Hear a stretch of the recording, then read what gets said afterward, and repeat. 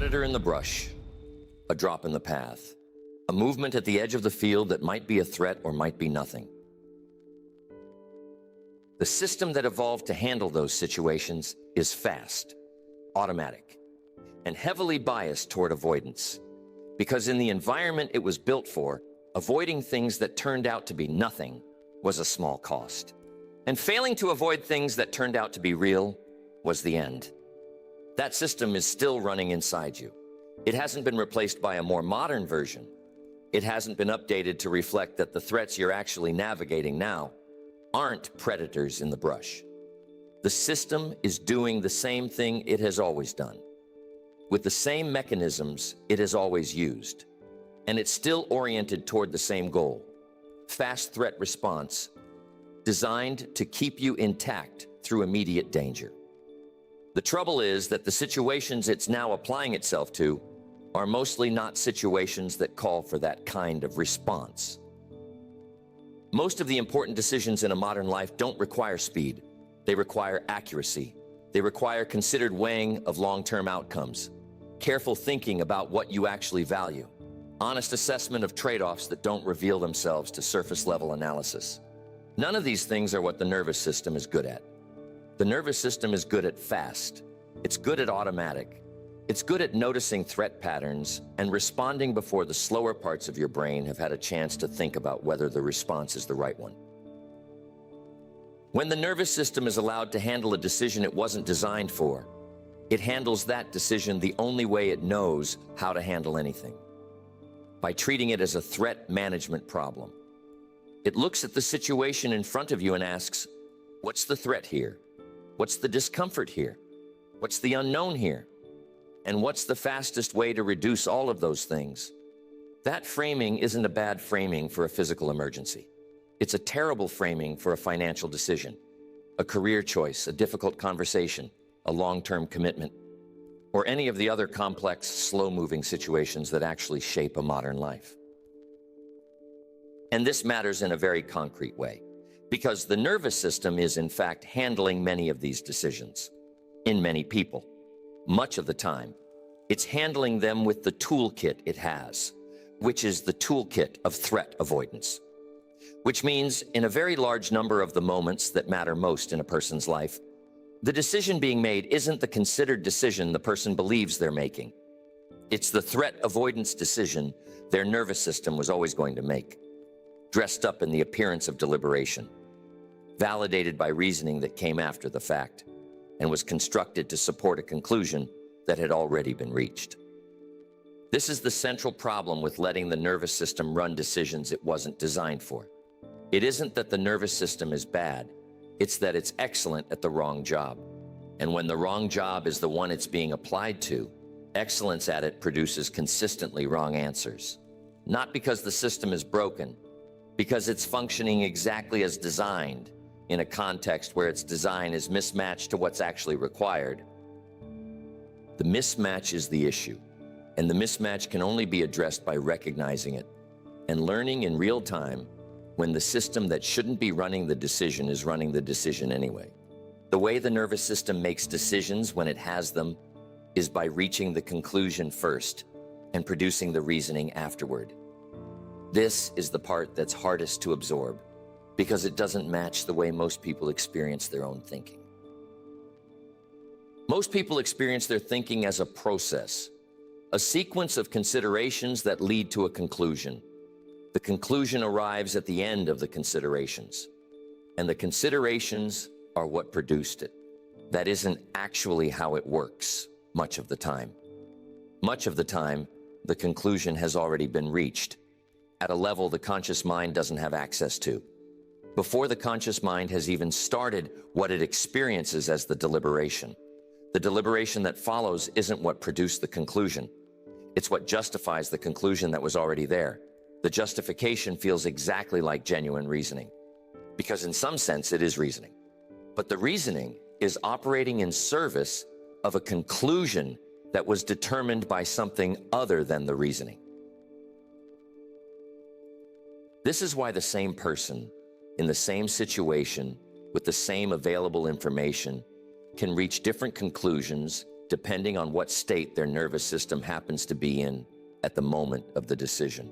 The information hasn't changed, the arguments haven't changed. What's changed is the underlying state, and the state is the thing that's actually generating the conclusion. The reasoning is window dressing for whatever the state has produced. You can see this in yourself if you pay attention. There are decisions you've made when you were calm that you would have made differently if you'd been agitated. There are decisions you've made when you were tired that you would have made differently if you'd been rested. There are decisions you've made under pressure that look in retrospect like they weren't really decisions at all. They were reactions wearing the costume of decisions. The reasoning was there. The reasoning sounded coherent at the time, but the reasoning was downstream of something the conscious mind didn't control and didn't even fully see. The nervous system reaches its conclusions through a specific mechanism. It scans the situation rapidly for threat patterns. It compares what it's seeing now to what it has seen before. It's looking for matches with situations that previously produced bad outcomes. If it finds a match, it triggers the threat response. The threat response includes everything from physical changes, heart rate, breathing, muscle tension, to cognitive changes that bias the reasoning that follows. Once the threat response is active, the reasoning that comes after it isn't neutral. It's operating inside a frame that's already been set by the threat response. And that frame is the frame of finding ways to reduce the threat or avoid the situation that triggered it. The reasoning operating inside this frame will reliably produce conclusions that serve the threat response. It will find reasons to avoid the situation, even when the situation doesn't actually warrant avoidance. It will find reasons to delay action, even when delay is the worst choice. It will find reasons to choose the familiar option, even when the familiar option isn't what would actually serve you. The reasoning isn't lying. It's just operating from a starting position that was set by something other than itself. And the starting position determines what conclusions can be reached. This is the move that has to be made if you want to start operating from your brain rather than from your nervous system.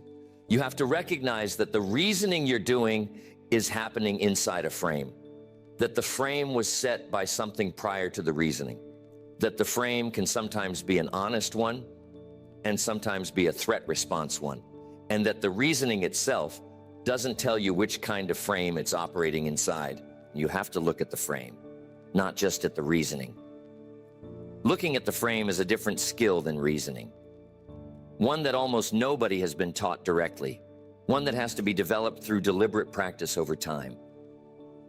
What reactive decisions actually look like in real life isn't always obvious, because most of them don't feel reactive in the moment. They feel like reasonable responses to the situation. They feel like the conclusion any thinking person would reach. The reactive nature only becomes visible afterward, when the heat has cooled, and the situation can be looked at without the threat response coloring the analysis. The argument that escalated faster than the situation warranted is one common shape. A small disagreement at work, a minor friction in a relationship, a comment that landed wrong. And somehow within minutes, the conversation has moved from the original topic to something much larger and much more emotional. The escalation didn't happen because the original topic deserved escalation. It happened because something in the early exchange triggered a threat response, and the response demanded a level of engagement that was disproportionate to the actual stakes. The reasoning produced afterward will explain why the escalation was justified. But the reasoning isn't the source of the escalation. The opportunity that was passed on because something felt off is another shape. A potential job, a potential business move, a potential relationship. The thing was, by every reasonable measure, a good fit. The terms were favorable. The timing seemed right. But there was something, a feeling, a sense that this wasn't quite the one. On the basis of that feeling, the opportunity was declined, and the reasoning got constructed afterward to explain why declining was the right move. The reasoning will be coherent. It will sound like wisdom. It will involve specific concerns about the opportunity that, examined honestly, are concerns that would apply to any opportunity at that same level. The decline wasn't produced by the concerns. The decline was produced by the threat response, and the concerns were assembled afterward to support it. The retreat dressed up as wisdom is the most common shape of all, and the hardest to see. A project that was begun with energy slowly loses that energy and gets quietly shelved, with explanations about timing and priorities and the need to focus on what matters most. A relationship that had real possibility gets backed away from, with explanations about not being ready or not being sure or wanting to take time to be certain. A difficult conversation that needs to happen keeps not happening, with explanations about waiting for the right moment that never quite arrives. In each case, the explanation sounds reasonable. In each case, the explanation is the reasoning produced after the nervous system had already decided to retreat. There's also the financial reactive decision, which often takes the form of either holding too tightly or spending too freely, depending on what state the nervous system is responding to. The person who grew up with money scarcity may, when they encounter abundance, find ways to spend it down to a level that feels familiar.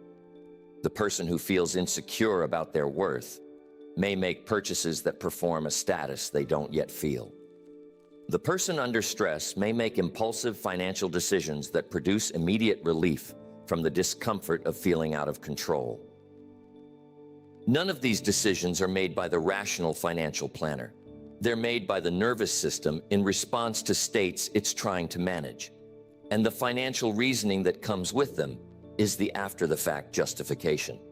What all these reactive decisions have in common is that they happen below the level of awareness. And the person making them doesn't experience them as reactive while they're happening. They experience them as choices.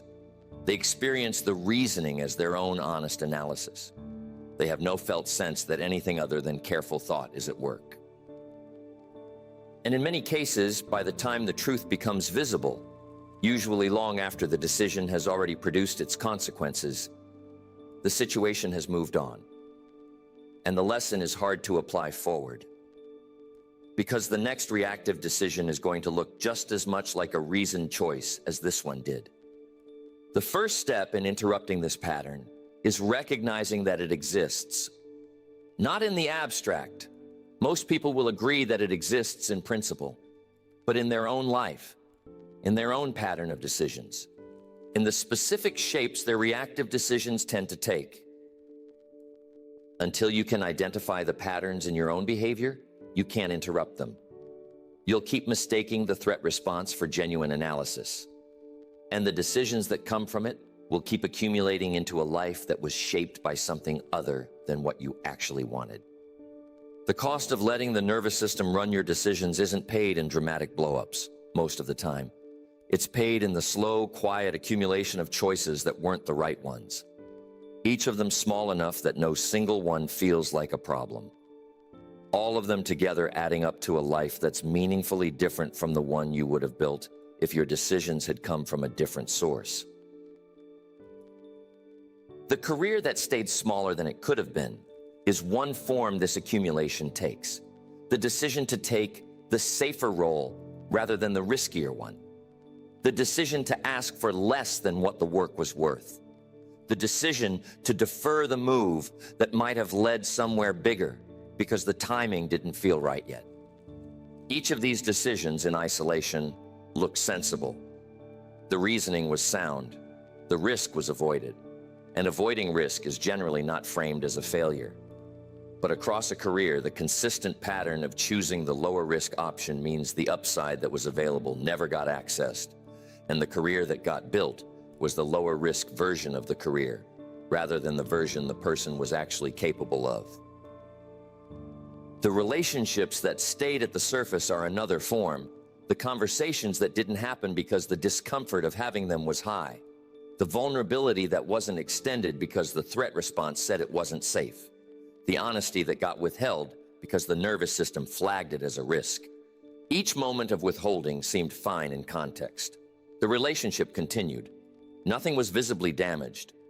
But the relationship that accumulated across thousands of those small moments of not quite honesty and not quite vulnerability is a different relationship than the one that would have been built if those moments had been handled differently.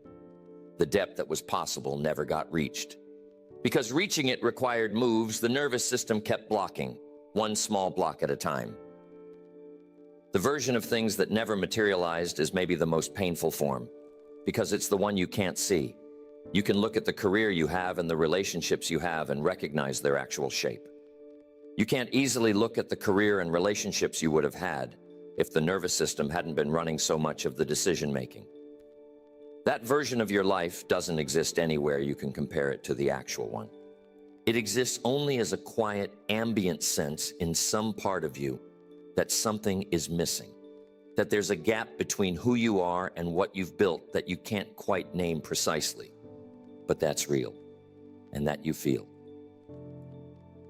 This is the most common form the cost takes, not a dramatic loss, not a specific failure. A diffuse, persistent sense that the life being lived is smaller than the capacity that produced it, that the decisions made along the way, while individually defensible, added up to something less than what they should have, that the person who was making the decisions wasn't really making them. They were being managed by something quieter and more automatic, something that valued discomfort reduction more than the long-term shape of the life it was building. The person who's lived inside this pattern for a long time often doesn't realize that the pattern itself is the source of the dissatisfaction. They look at specific failures and try to fix them. They blame circumstances, or other people, or the absence of opportunities they think would have made the difference. They miss the underlying mechanism, which is that decision after decision, year after year, was being made by a system that wasn't aligned with what they actually wanted. The dissatisfaction is the cumulative result of that misalignment, not the result of any specific event that can be pointed to and fixed. What makes this hard to address is that the alignment problem is invisible from the inside as long as the nervous system is running. The reasoning the nervous system produces always feels like reasonable analysis. The conclusions it reaches always feel like the right ones. The accumulation of small reactive decisions doesn't feel like an accumulation while it's happening. It only becomes visible when you look back with enough distance and see the shape that all those individually sensible choices have produced. And by then, many of them can't be undone. The only available move is to interrupt the pattern going forward by changing how the next decisions get made. If you're going to interrupt the pattern, the first practical skill you have to develop is the ability to recognize in real time when your nervous system is the one running the decision. This is harder than it sounds, because the nervous system doesn't announce itself. It doesn't raise its hand and say, "I'm the one talking now." It blends seamlessly into your normal experience of thinking. And the only way to tell the difference is by paying attention to specific signals that, with practice, become reliable indicators of which system is in charge. The first signal is in the body.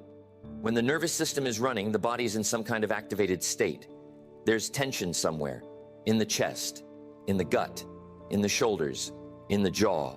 There's a slight elevation in heart rate. There's a quality of urgency in the felt sense of the situation that doesn't match the actual urgency the situation requires. These body signals aren't always loud. They can be subtle, but they're always there when the nervous system is engaged. And learning to notice them is one of the most reliable ways to identify, in real time, that something other than calm thinking is currently producing your conclusions. The second signal is in the texture of the thinking itself. When the nervous system is running, the thinking has a specific quality. It feels urgent. It feels like a conclusion needs to be reached now. It feels like the situation can't remain unresolved, that something has to be done, that the discomfort of not yet knowing what to do is itself the problem. Calm thinking doesn't have this quality. Calm thinking can sit with not yet knowing. It can hold an open question without demanding immediate closure. And that pressure to resolve quickly is one of the most reliable indicators that the nervous system has taken over the decision. The third signal is in the conclusions themselves. The nervous system tends to reach conclusions that share a particular character. They're oriented toward avoidance, retreat, the familiar option, the choice that minimizes immediate discomfort. If you notice that your reasoning across a wide range of situations keeps producing conclusions of this same character, that pattern is information. It doesn't mean every conclusion is wrong, but the consistency of the pattern across genuinely different situations suggests that something other than the situations themselves is producing the conclusions. The nervous system has a signature, and the signature is detectable across long enough timelines. The fourth signal is in how the thinking responds to challenge.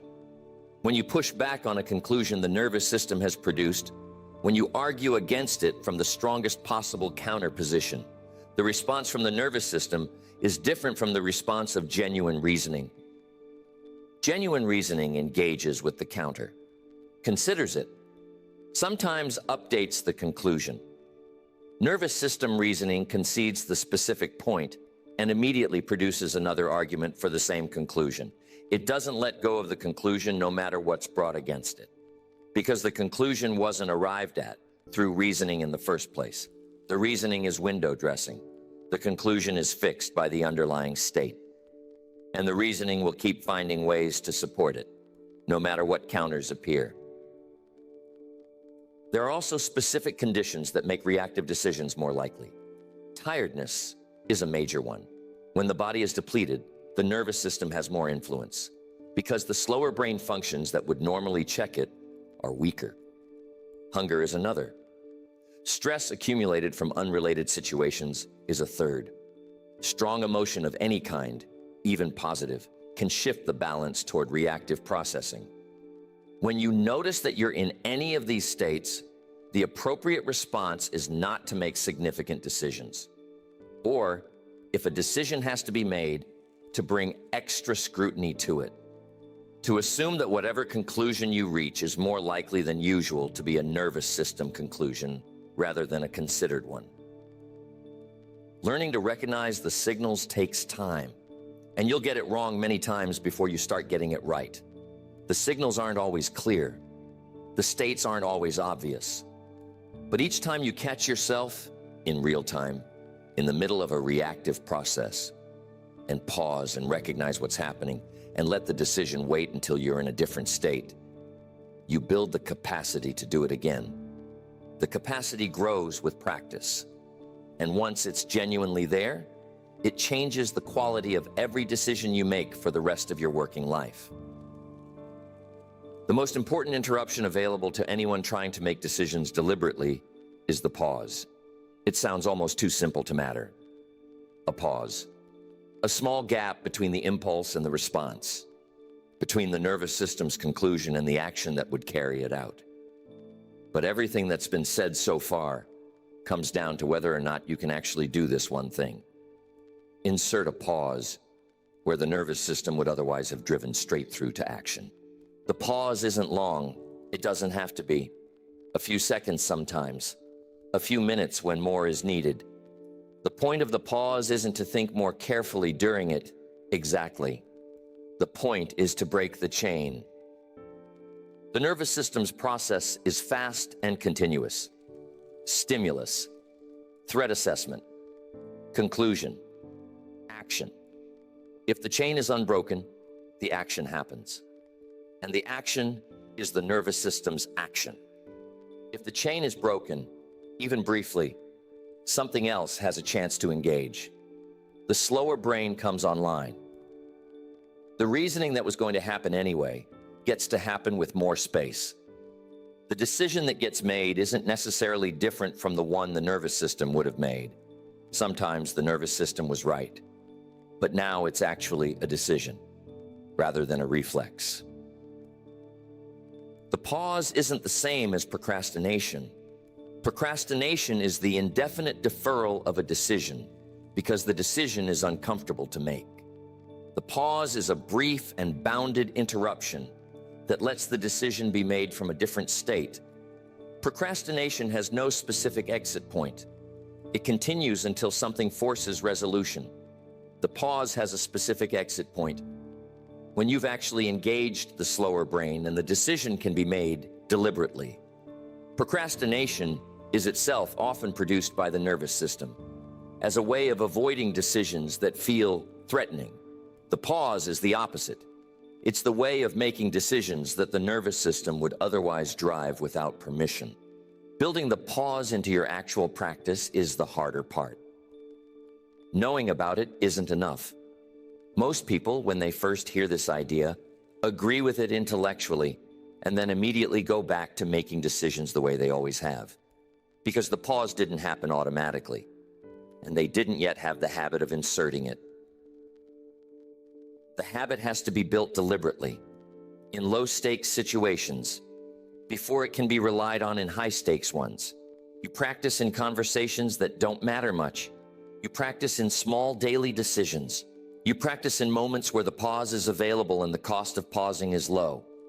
Each time you do it, the habit gets a little stronger. Each time you don't, the old reactive pattern gets a little more reinforced.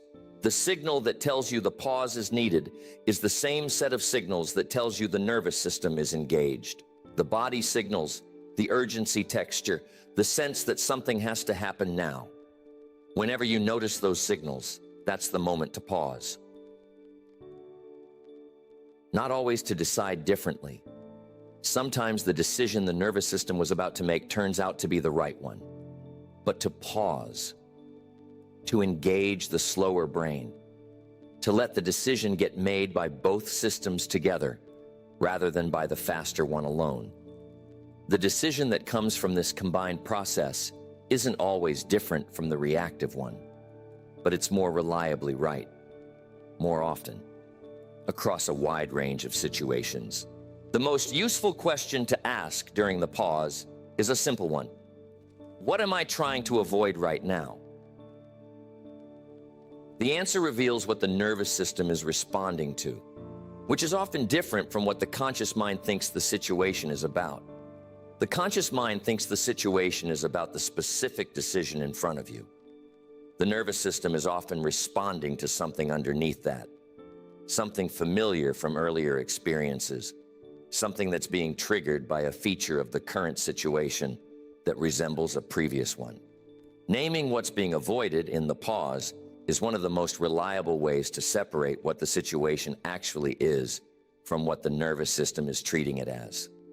The pause, used consistently across years, changes the quality of a life.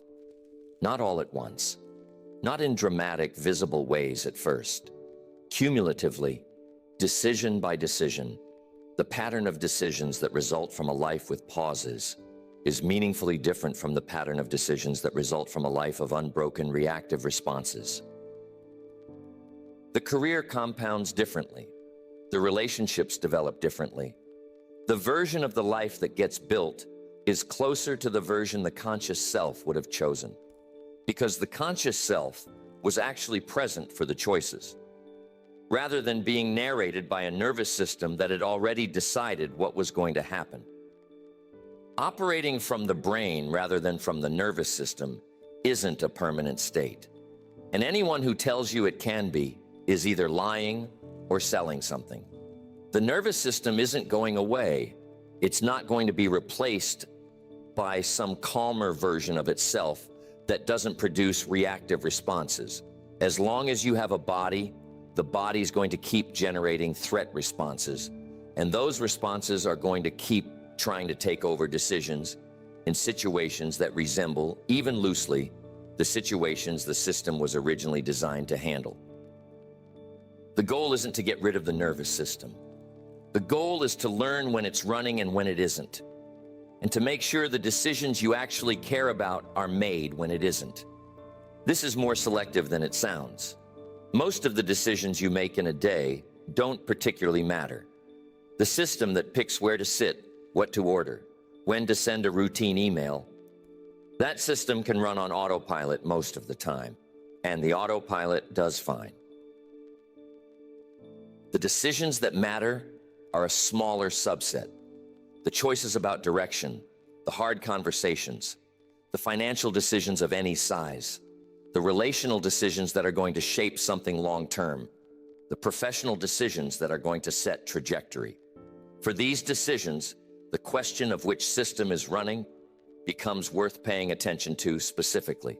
The practice of bringing the brain online for the decisions that matter isn't the practice of being calm at all times. It's the practice of recognizing which decisions are the ones where the difference between brain-driven and nervous system-driven outcomes is going to matter most, and making sure those specific decisions are made from the right state. This is more achievable than the alternative, and it's more honest about the limits of what's possible. You can't be in optimal state for every moment of your life. You can be in optimal state for the specific moments that matter most, if you know how to identify them, and if you've built the habit of waiting for the state when it isn't there yet. The identification is part of the skill. Most people don't actively distinguish between high-stakes and low-stakes decisions. They make all decisions at the same level of attention, which means they burn energy they don't need to burn on small decisions and don't have enough left for the large ones. The person who has internalized that some decisions require more care can budget their attention accordingly. They make the small decisions efficiently, conserving energy.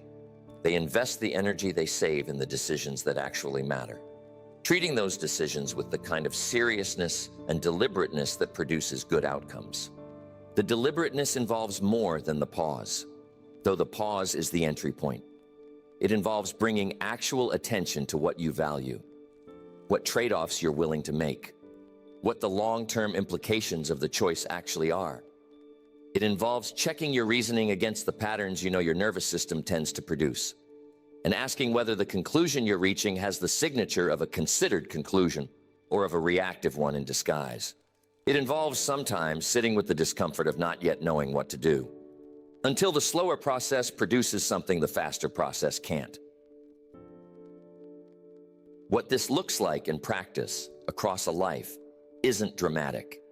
The person who's operating this way doesn't look like a different person to anyone watching. They're not performing wisdom. They're not announcing that they're making careful decisions. They're just living, making choices, doing the things that need to be done. The difference is internal, and it's in the quality of the choices, not in their visibility. They're making choices they actually stand behind, that reflect what they actually value, that aren't the byproducts of a system that was scared of something it never had to identify out loud. The choices accumulate, the life accumulates, and the life that gets built from this practice over years is meaningfully different from the life that gets built from the alternative. This isn't a one-time accomplishment. It's a practice. You'll do it well sometimes and poorly other times. You'll catch the nervous system in the act sometimes and miss it entirely other times. The point isn't to do it perfectly. The point is to do it more often than you used to, and more reliably for the decisions that matter most, and to keep building the capacity over the course of your working life. So the choices you make in your 40s are made by a more developed version of this skill than the choices you made in your 20s. The work is real. It won't finish, but the work is the thing. The work is what separates a life that was shaped by a system that wasn't designed for the situations it was making decisions in, from a life that was shaped by a person who was actually there for the choices. That separation isn't small. It's the difference between a life that was lived and a life that was managed by something the person never asked to be in charge. Make the choice to be there for the decisions that matter. Build the practice of the pause. Recognize the signals. The rest follows from that, slowly and unevenly. Across the many years a working life takes to build, it's the only work that actually changes the outcome.